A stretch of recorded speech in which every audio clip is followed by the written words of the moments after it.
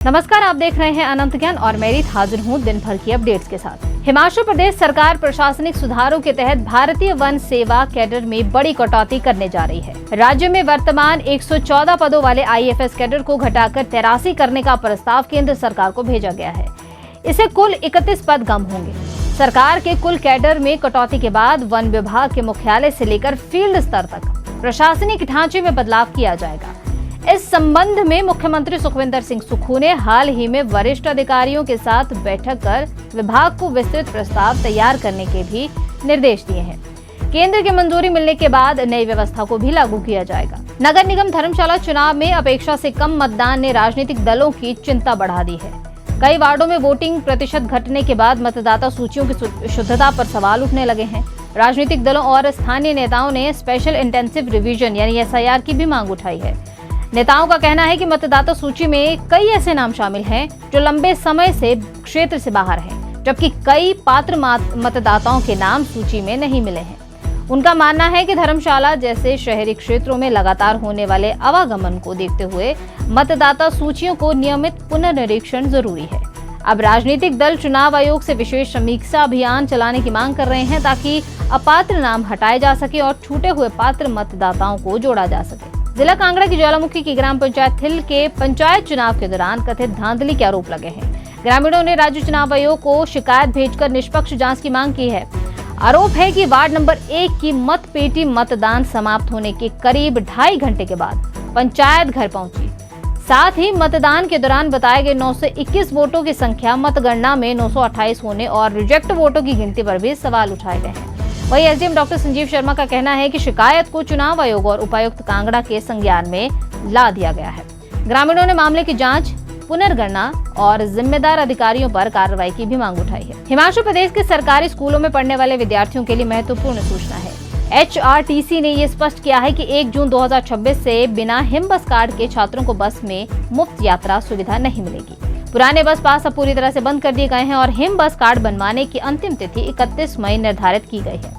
प्रदेश में हर साल 50 से 55 हजार छात्र मुफ्त यात्रा पास बनवाते हैं, लेकिन अब तक केवल 12,502 विद्यार्थियों ने ही हिम बस कार्ड बनवाए हैं।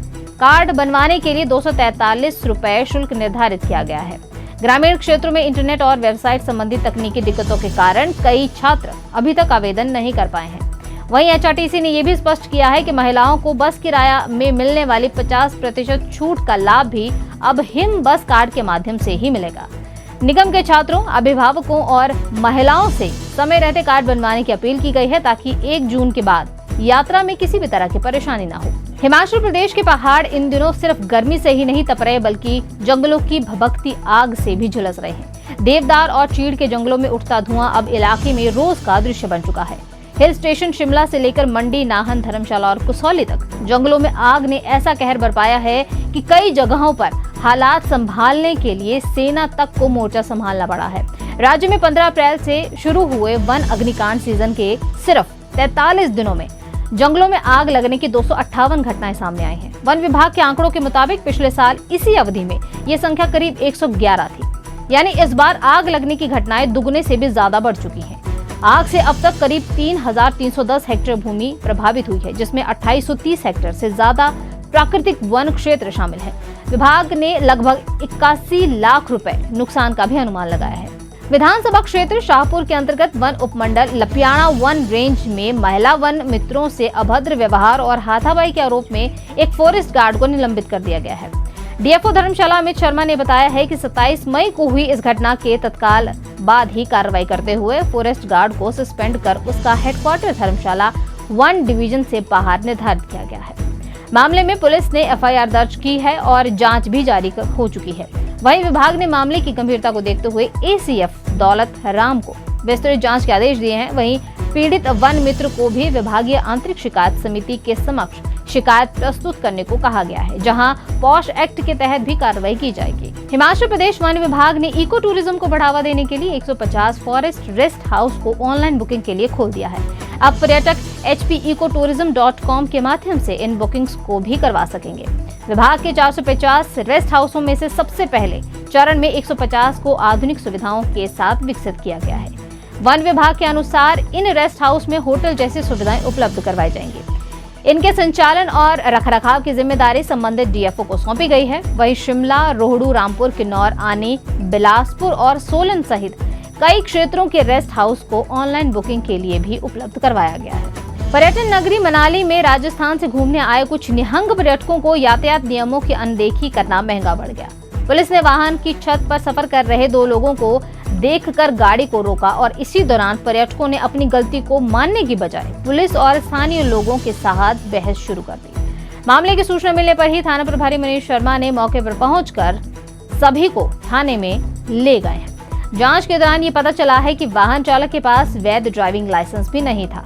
इसके बाद पुलिस ने मोटर वाहन अधिनियम के तहत कार्रवाई करते हुए छत पर सफर करने और बिना लाइसेंस वाहन चलाने के आरोप में कुल 7,500 रुपए का चालान किया है। वहीं डीएसपी केडी शर्मा ने ये बताया है कि यातायात नियमों का उल्लंघन करने वालों के खिलाफ सख्त कार्रवाई भी की जाएगी। सोलन के चर्चित कसौली दुष्कर्म मामले में पीड़िता ने कसौली कोर्ट के फैसले को हिमाचल प्रदेश हाई कोर्ट में चुनौती दी है। हाई कोर्ट ने प्रारंभिक सुनवाई के दौरान निचली अदालत से मामले का पूरा रिकॉर्ड भी तलब किया है और राज्य सरकार को नोटिस जारी किया है। महिला ने हरियाणा भाजपा के पूर्व प्रदेश अध्यक्ष मोहन लाल बड़ौली और गायक राखी मित्तल के ऊपर दुष्कर्म के भी आरोप लगाए थे। पुलिस ने साक्ष्यों के अभाव में कैंसिलेशन रिपोर्ट दाखिल की थी, जिसे अदालत ने स्वीकार कर मामला बंद कर दिया था।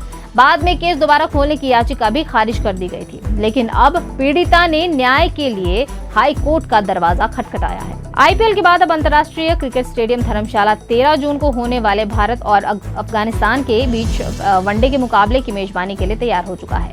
एचपीसीए ने मैच की तैयारियां तेज कर दी हैं और इस बार 100 ओवर के वनडे प्रारूप के अनुरूप ही पिच को तैयार किया जा रहा है।